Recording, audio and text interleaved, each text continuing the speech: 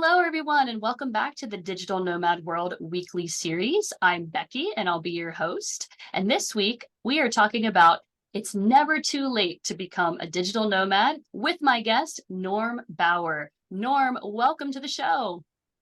Thank you. It's so nice to see you again remotely. Yes, it's very nice to connect with you again as well. We actually met. Do you want to tell everybody how did we meet the first time digitally? I think we met because before COVID, I was writing a book about life on the road, and I reached out and tried to find other podcasters and travel writers who have been mostly on the road as opposed to in their home country. And Becky was one of the ones I connected with. And I have about 24 interviews, and then everything got put on hold because of COVID, because no one could talk about travel, because no one was able to talk about travel. But we've kind of kept track of each other over the years. And obviously we hunkered down when we needed to, and we hid out when we had to. And now we are both free and easy and able to move around the world again as it was before. So all is good in my world. That is awesome. Yes, I'm so happy we can travel freely again because we definitely touched on that when I interviewed you on my podcast, The School of Travels, way back when. But today we're talking about, Mhm. again, it's never too late to become a digital nomad. So I want to ask you first, Norm, can you tell me how you about your background and how you became a digital nomad? Well, I can't say it was by design. It was kind of like Providence. I am 68 years old, just so you know. So I am not the typical quote unquote digital nomad. I jokingly refer to myself as an analog nomad because I'm kind of old school in some senses, but I'm also very technological savvy without being, a techie in the conventional sense of the word. And I had never really traveled internationally until 2015. I had been to Italy once back in the mid 90s when I was married with my stepdaughter. She was on a class trip, and my ex-wife and I chaperoned. And then fast forward to 2016, I was invited to speak at three different events in Warsaw, Amsterdam, and Prague. And so for 3 weeks, I just kind of tripped around, had a chance to visit a couple other countries in the meantime. And I truly was inspired, Becky. I truly was inspired because I saw how much different life was than in the United States, certainly in California where I was living. And what really impressed me was what I call the younger generation. I saw many people under the age of 25, under the age of even 20, who moved back and forth seamlessly from country to country, and they didn't worry about customs and languages and currency and anything else like that. And meanwhile, I am like a deer in the headlights when I get out of the airport and I see the signs and I don't understand the language. And I'm like, what the hell is going on? How do I find where I'm going to? So there was a huge learning curve, a huge fear factor that was in me. But yet when I saw the millennials could do it, it's like, hell, I got to learn how to travel like them. So fast forward, went back to California, had an opportunity to travel overseas to Spain for a 3-day event. My then girlfriend, now wife, and I went over and spent 6 weeks between Spain and Portugal and tripped around between buses and trains and motorcycles. And we kind of asked ourselves, is this a lifestyle that we could lead? Could we actually pack everything up in California and get rid of everything? And we had no real estate to sell. That had all been gone through past marriages and divorces. And so it's just about selling our personal possessions. And 4 years ago, February 17th of 2019, she and I left without the intention of returning. And we have fortunately been on the road ever since. And my travel site is called Travel Younger because my mission is to teach other older people, older being, I'm going to say anyone over 50, certainly anyone over 60, that it's not too late. So we are leading by example, still inspired by the younger generation because you guys, really got it down for sure. Wow. First of all, I love that analog nomad, but it's not stopping you. Like since the age of 64, from what you're saying, you've been Yeah. Yeah. traveling and you went through the craziest travel disruption that we hope that hopefully we ever experience. I don't ever want to go through that again. I'm sure you agree. Well, But I well, mean, that's probably, I'm sure it's battle tested you now and made you even more flexible than you ever could have imagined. flexibility, when people always say, well, how do you do this? And of course, some people respect the heck out of us, and some people think we're crazy, and we're probably a little bit of both. But you really have to be flexible. You really have to be patient in many senses because, travel prior to COVID was fairly in place. And then COVID happened and all hell broke loose. And we were hunkered down in Mexico for 15 months, unable to even move into Belize, the immediate country south of us. and we're finally able to return to Europe, which is our preferred location, a year ago, September. And now, of course, travel is still challenged between the airlines not having enough personnel and planes being delayed and flights being canceled and everything. So there's no question about it. You have to have a certain amount of patience when it comes to dealing with the uncertainty of the travel world, for sure. Totally agree. So, Norm, I have to ask you, what are some tips you can give to people that believe that they are too old to start this analog/digital nomad journey? Well, one of the biggest things that stops people is what I would call attachments or material possessions. So, for instance, this morning, my wife and I had breakfast with another couple that's been kind of off and on the road for about 3 years, and they're about 10 years younger than us. She wants to go, go, go, go. She's the accelerator. He is more the brake. So it's kind of the analogy of the car. And he still wants to kind of have a place to hang out, a little shop to work on his motorcycle and have some type of an attachment. And so the reality of it is that you have to let that go because you can't have your cake and eat it too. However, with that said, I always tell people that you don't have to jump in with both feet. We left without any intention of returning. And even though we always have a back door, we have no place to go back to in the United States. We have no residency there, no place to go as far as an apartment or a house.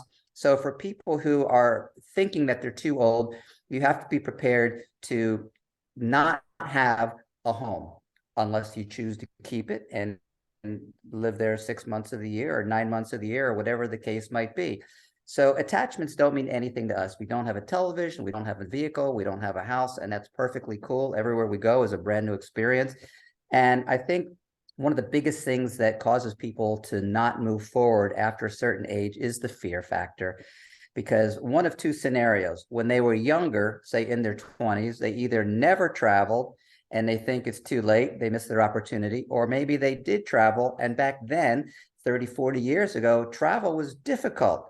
You had paper maps, you had no Google Maps, you had no apps for doing all the things you do today. You had no cell phones to be able to stay in touch with people. Today, as you and I are doing this vidcast right now, you know, you're in the Far East, I'm in Albania in Eastern Europe, and yet it's like we are right next door to each other. And so for anyone who has children or grandchildren or siblings that they want to stay in touch with or older parents, the modern world, the internet world, keeps people so much more firmly attached than they ever would have been decades ago. So, you know, what really compelled me to do it on a personal level was fear of death, because I knew that if I didn't do this when we left at 64, and 10 years after that, I would look back at age 74 and say, why did I chicken out? I was too afraid to go out and take this step. And so it's kind of like, we never know how long we have on the earth, whether it be months, years, decades, we don't know. And so it's kind of like, you know, this is a chance to see the world that I've never seen before. And in 4 years, we've been to 27 countries. And this year in 2023, we're probably going to hit another 8 because we're going to the Middle East as well as back to the Far East. And so life is an adventure. And if I end up dying on the road, we're all going to die somewhere. At least I'm going to live my life until I'm not anymore doing what I want to do. I really love that. That's so inspiring how many places you've been to. And undoubtedly, travel keeps you younger, right? Because you're problem I think solving, so. you're putting yourself in like uncomfortable situations and having to get through it. And yeah, you're just always facing the new. If you're only on your couch in your house watching the same TV shows, I can imagine the brain is just, yeah, starting to disintegrate into itself. Oh yeah, I mean, if I was back in California and I had a very nice lifestyle, I mean, I lived in Newport Beach, I was close to the beach and everything, but I was paying 4 times the cost of living that I pay for here. So financially, it was always a struggle.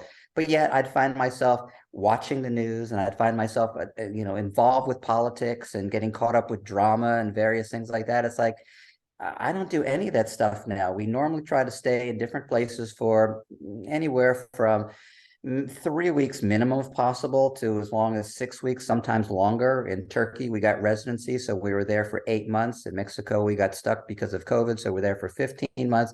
So yes, always moving forward, always having new experiences. overcoming the learning curve of when you get to a brand new place in a brand new country. It's like, now what? Well, where's the closest coffee shops? Where's the closest restaurants? Where's the closest metro stops? Where's the closest gym? You go through this whole exercise, and we find that within probably a week, maybe 2 weeks at the very most, we kind of have a comfort level there. And it's kind of like, all right, now that we feel that we can kind of live our life as we need to, let's go out and experience things. And what other places are within a bus ride or two away? And what other places are a train ride away? Or what places are a very short plane ride away? Yeah, exactly. So And I'm so, wondering, how you has know, your each place travel is its own hub. Oh yeah, sorry. How has this travel experience, That's a, without thinking about the pandemic, how has your travel experience yeah. differed from what you thought it would be? That's a great question. And to be honest with you, Becky, I don't know whether I had any preconceived ideas. I went in with an open heart and an open mind. And because we had been to Spain and spent some time there, that was the very first place we went for 6 weeks. We enjoyed Valencia and we used the trains to visit several other places. And then we went to Italy. We stayed in a small town outside of Rome called Tivoli. And then we had to get out of the EU because of our 90-day Schengen limitation. And then we went to Croatia, which at that time was non-EU. Now it is, of course. And each time we went in with the intention of staying for 6 weeks, because we found 6 weeks was a really nice sweet spot because we could learn the area, know the people, know the customs, learn the food, what have you. And then we went on a very intense 6 week or 8 week visit throughout Eastern Europe. And we hit about maybe 8 different countries. And that was a little bit too much. So it's kind of morphed to the point of where we travel, we stay somewhere 6 weeks, maybe even 3 months now, if we have that option. And then we travel and then we go someplace. So we kind of like, we were in Greece for 6 weeks. Actually, we were in Greece for 90 days. Now we're in Albania and we're here for about 6 weeks. And now we're going to go away for 6 weeks. So we find that somewhere between 6 and 8 weeks as an alternative, kind of like alternating, is a very nice spot for us, because after a while we get antsy, kind of want to do something different. And it's kind of like, Yeah, all right, let's chill for a bit. Let's set up a home somewhere. sounds like a great amount of time. What kind of accommodation do you at your age like to stay in? Hotels I or? No, no, I'm a huge proponent of Airbnbs, have used them even before we left. And we have learned to use the Airbnb system to our maximum. Obviously, anyone who's watching this who has traveled a lot, you know that if you stay for longer periods of time, you can negotiate some very significant discounts. And a lot of people didn't know that even you can negotiate beyond what they already offer. We're going to say we're going somewhere and it says it's $800 for the month, and maybe they've already dropped it from $1,200. We don't know, because obviously there's different parts of the world, different parts of the year where prices are higher or lower. We will still go into them and say, hey, you know what? We think your place is worth what you're asking, but we are on a limited budget. Are you willing to take less? And I would say 75% of the time, people will end up taking less. And that's how we end up saving money, but it's still a fraction of what we paid in the United States. That's fantastic. And you're reminding me, a friend of mine has a template for that, which he shared with me. He's like, just use this template. It says something to the effect of, I'm a digital nomad. Yes, I don't have so much money, but I am an upstanding citizen, and, kind of Yeah, give the background. And yeah, it yeah. does work. And like you said, most people don't know that they can negotiate before they even book it. Yeah, we've got probably close to 100 reviews for us as travelers that are all pretty stellar. And a lot of people who are hosts have bad experiences because there's a lot of people who abuse the system. They rent a place for a couple of days and they trash it, or they have a party and they end up abusing the property. But Airbnbs for sure. We have stayed at hostels, and in Turkey we stayed at pensions, which is their version of hostels, and apartment hotels. So we have learned to get by without things that we would consider critical before, like a kitchen. But we're very low maintenance. As long as we have a comfortable bed and a nice shower and it's in a warmer area, we're anti-cold. We're the original cold weather wimps. So anywhere that's colder than 50 degrees Fahrenheit or 10 degrees centigrade is like, we try to avoid that as much as we possibly can. So you got to keep moving around the world to get rid of get away from that cold. I got you. Speaking Oh of yeah. getting around the world, what is your preferred method of transportation? For example, trains. Do you like to be on the trains? Do you like to drive? Motorcycle? What do you Uh, prefer? well, we almost never drive and almost never rent cars only because it's usually too costly and it's usually just not effective. I love trains. Unfortunately, where we are here in Albania and Eastern Europe, the train system is pretty much non-existent. That was one good thing about the more Western parts like Spain and Italy, and you have really good train systems. So their trains is an option. We have learned to get by grudgingly with buses. I don't mind long bus rides. My wife is a little bit more reluctant because she has to sit in the front, otherwise she gets a little bit queasy. So, a 7, 8, 9 hour bus ride, which we did a lot of those in South America, in Peru and Ecuador, those are pretty normal. But you mentioned motorcycles, and I'm a motorcycle guy from way back. We rented a motorcycle. We have a great place up in Romania, and we rented a motorcycle for 6 months. And we spent 90 days between Turkey and Greece riding up the coast of Turkey. And I've written a couple of articles on that for different websites. And we love motorcycles. We love scooters. And sometimes we'll rent them for just a day or two. But in that particular case, we rented for 6 months. And the plan for 2023 is to go back and rent a larger one, and we're planning on coming back to Eastern Europe and doing that for somewhere between 2 and 3 months.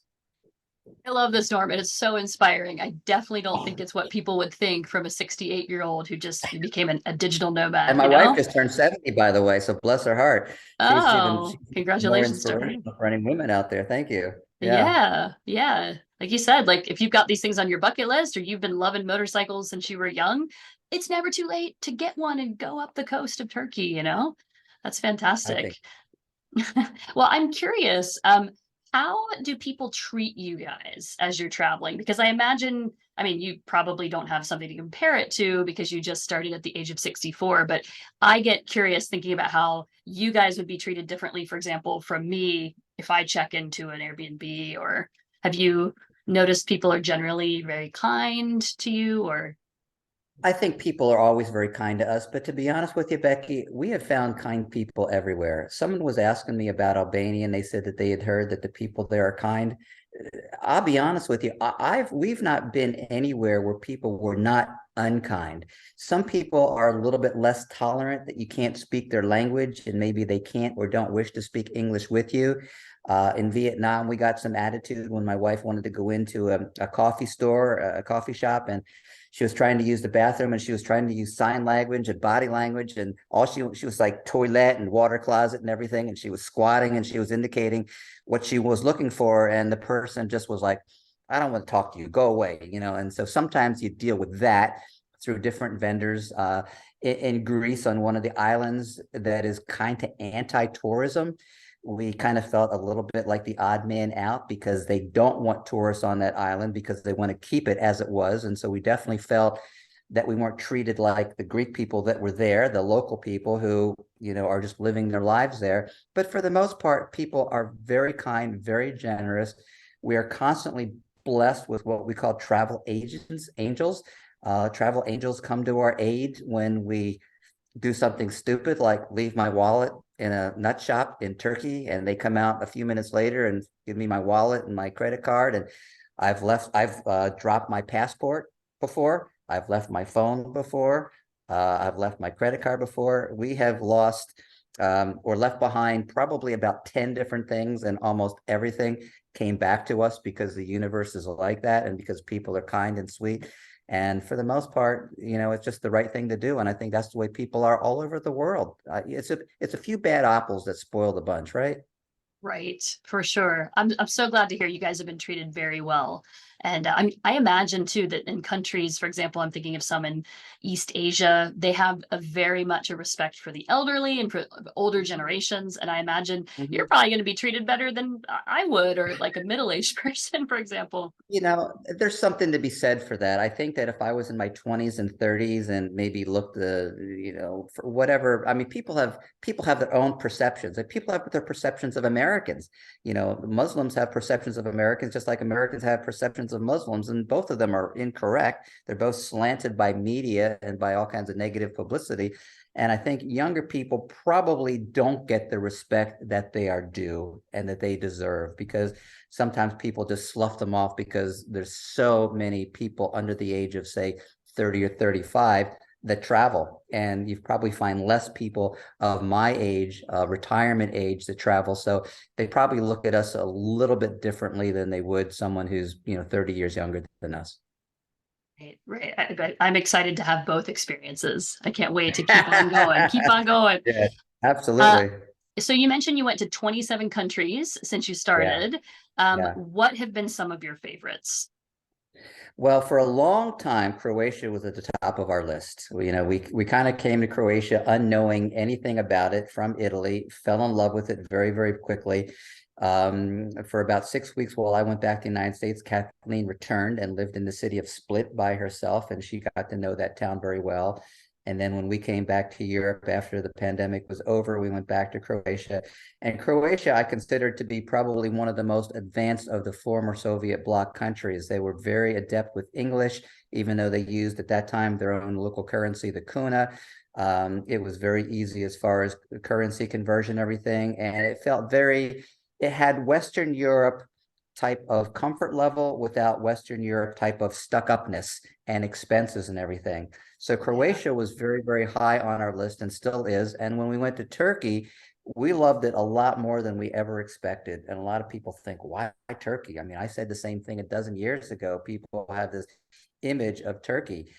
We loved Turkey. We were in Antalya, which is on the very southern border, and we loved it a lot. We got residency there, so we had 2 years ability to stay.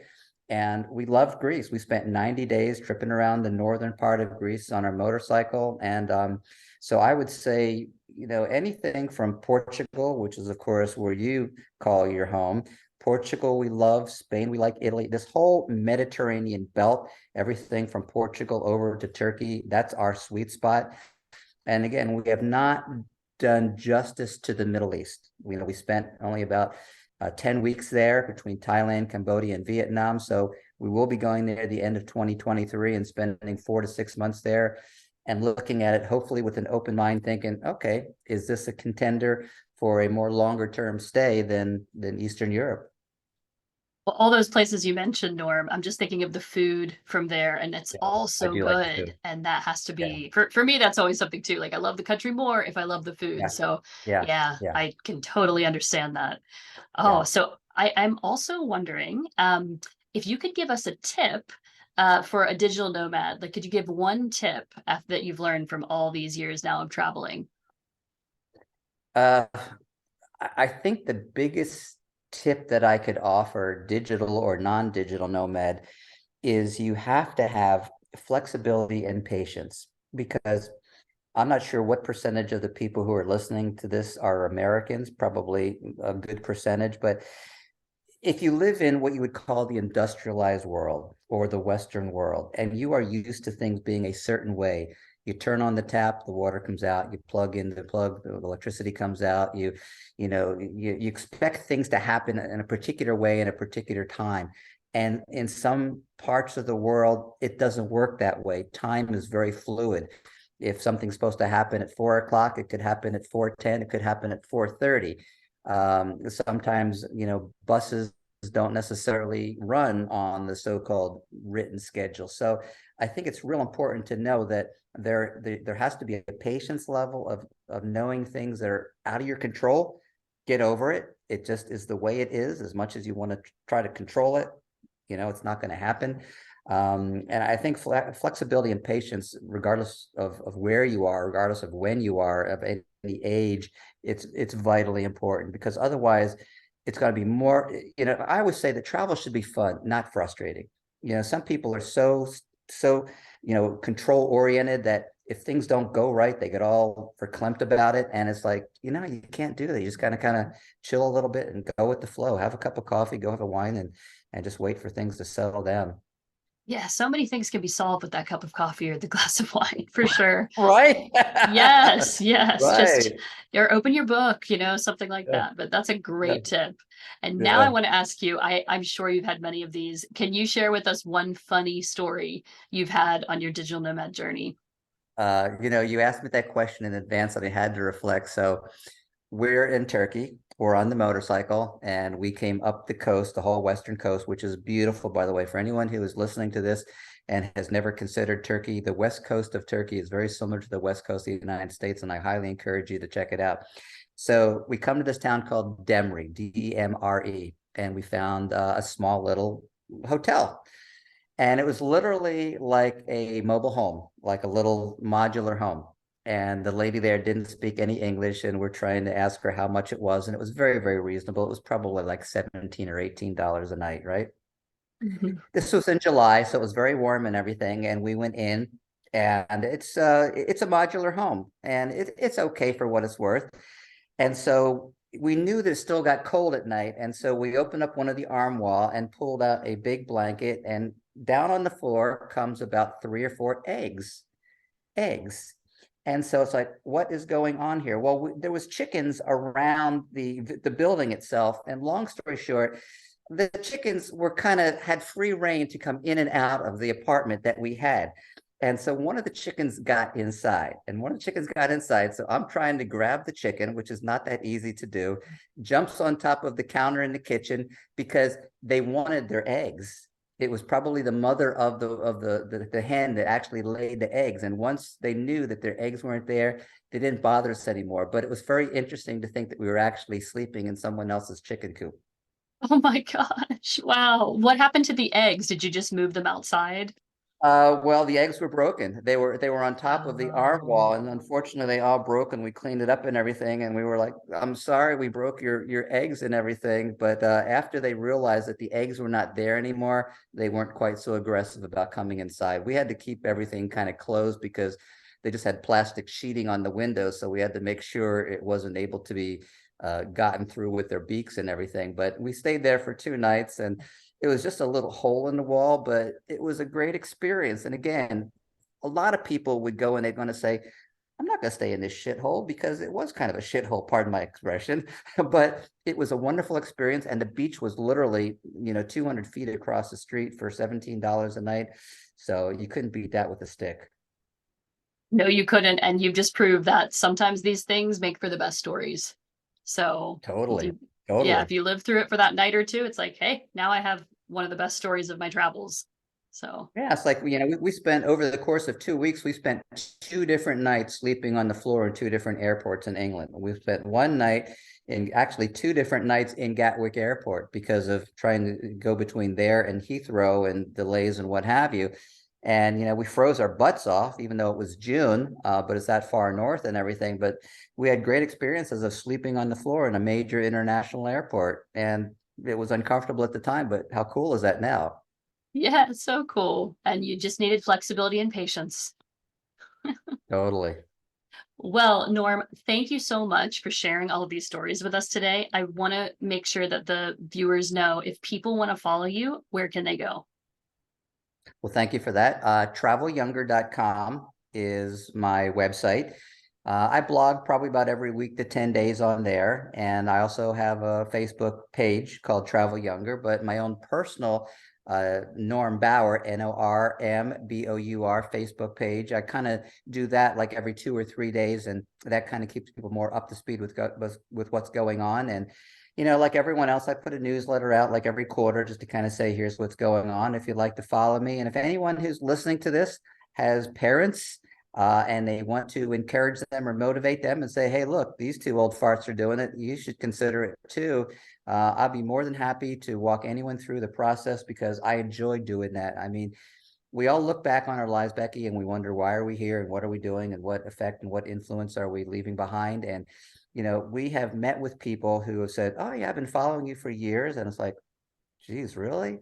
And we have people that we've met in Turkey, and then later on we met them in Athens. And it's good to know that we have changed people's lives. I mean, we have changed our lives, and the fact that we are able to affect positive change for other people and have them experience the same things that we are, that's the legacy I want to leave behind, is let people know that you're not too old, it's not too expensive, and it's not too difficult. Just get off of the couch, go out and push outside your comfort zone, because that's where all the fun happens, and go out and see what the rest of the world offers. Because when you are, when we were riding our motorcycle through northern Greece, and we were walking in the footsteps of Alexander the Great and Aristotle and the prophet Peter and everything, it's like, that's some heavy duty stuff. I mean, you are really talking some serious history there compared to the US history that we think is long term, but it's like a blink of the eye.